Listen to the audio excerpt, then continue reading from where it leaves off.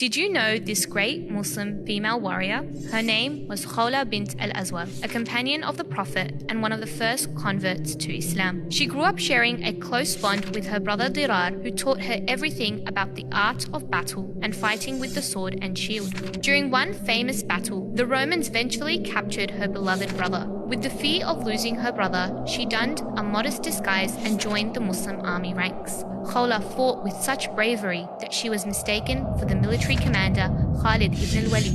Her skills were so impressive that her identity was questioned by Khalid himself, to which she hesitated to respond. After being pressed, she soon revealed that she was the one and only Khawla bint al-Azwar. Realizing her great skill, she earned the right to continue fighting and continued on to heroically save her brother. Khawla went on to conduct multiple military campaigns for the cause of Islam and is regarded as one of the greatest female warriors in Islam.